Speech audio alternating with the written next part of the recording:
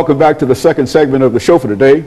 We're talking to Dr. LMadu2, and he's dealing with the implication of the Libyan crisis on Black Africa. And Dr. LMadu2, let's pick up, allow you to pick up where you left off the last time, pointing out the significance of the geographical situation that Libya finds itself in and how that has impacted upon Black Africa itself. And of course, apart from the political issues, what has happened is that Gaddafi pumped billions of dollars into the African economy.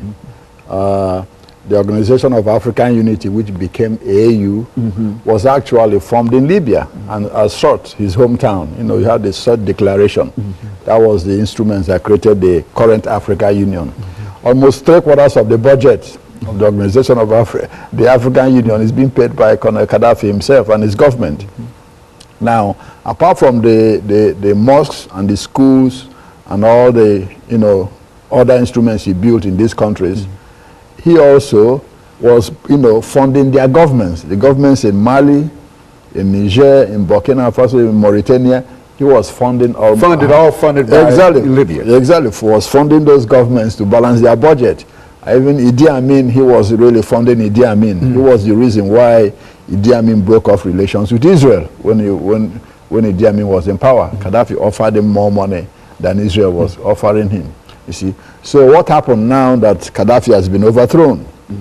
You have almost 1 million Africans out of work, just directly related to Libya. Okay, in the past, in the past 1 month since Tripoli fell, almost 200,000 people have returned to Niger only. Niger, one country. Almost 100,000 are run back to Burkina Faso and Mali. What are all these people going to do? If you look at the African extended system, the family system, one person working in Libya earning might be responsible for a family of 20. Okay? So you imagine all those who are out of work, all those families there are all out of work, out of food. So what do you have? You have almost 1 million people out of work. And when they're out of work, what do? They start looking for work. Whatever work is. The fear right now, and even the State Department and other countries have expressed this thing, is the security implications. Millions of small arms, missing from the Gaddafi government. It's in the hands of all those people. A lot of the Al-Qaeda operatives, you have what you call the Al-Qaeda in the Maghreb, AIQM. They are getting those arms now. There will be a destabilizing influence on that part of Africa, in Niger, Mali, and all this. You already have some guerrilla insurgencies in Niger even, okay? And you have the Tuaregs who've been fighting the governments in Mali and governments of Niger for a long time. Now they are reinforced. Exactly, they've been reinforced, and also they were the backbone of Gaddafi's army, those Tuaregs, So they've run back now across Niger, and what will happen? They arm themselves, either to come back and fight in Libya for what they believe they lost, or join Al-Qaeda. So that's the security implications. Moreover, the governments of Niger, Mali, Mauritania, Burkina Faso, don't have enough forces to police their borders, so they can move in and out. These are very serious consequences. In Nigeria, you have the Boko Haram group now that is bombing everywhere in the country. They're getting some of these guns that are coming to Niger and Burkina Faso. It's under destabilizing influence.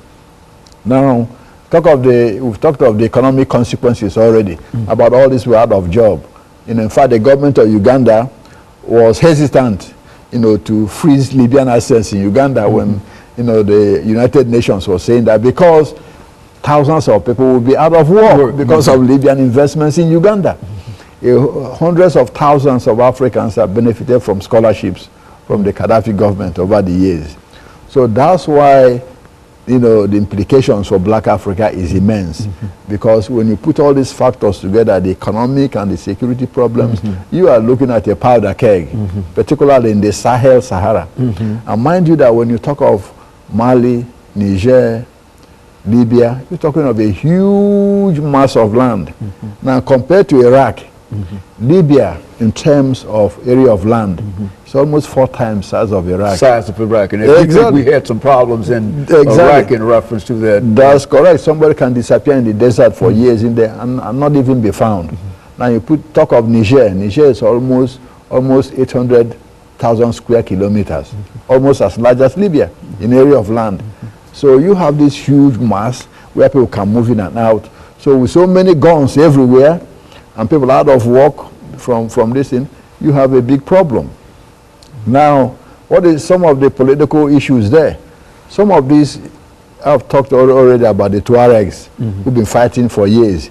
Now, with all of them out of work, they might, start fighting their governments again, which they've stopped for a long time now because Gaddafi, negotiated them and funded them and built some schools, little things for them to make them happy.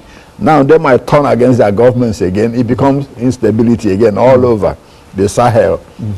These 3, 4, or 5 countries. Then it will spread all over Africa because when they start fighting, what happens? Refugees start streaming. They start fighting in Chad or Niger. Those refugees will end up probably in Nigeria or in Ghana because they will keep moving. So it's a very, very, destabilizing thing. Politically, the African Union had refused to recognize a new, transitional government in Libya. Okay. But then a week ago or so, they said, okay, let's recognize them, but not really enthusiastically, because the African Union right now are upset, not because, Gaddafi was much loved, okay, but because they felt that the overthrow of his government was illegitimate in their own eyes. Having been a continent formerly colonized, by Britain and France, now for Britain and France to be coming back again, as a vanguard, of the Libyan transitional government, they see it as, a new colonialism all over again. That's their main gripe. Not because Gaddafi, his human rights and all this were ignored, no. But because he's bringing the Europeans back into... Exactly, that's correct, because they see Europeans coming back again to take the oil and all that in Libya that they were denied before since 1969. So that's the hesitance of the African Union in recognizing the new Libyan government, because most of those countries were victims of colonialism. And up till now, a lot of African governments are still not independent, really, like we said before. A lot of them are still being controlled by France and Britain and all these, the economies.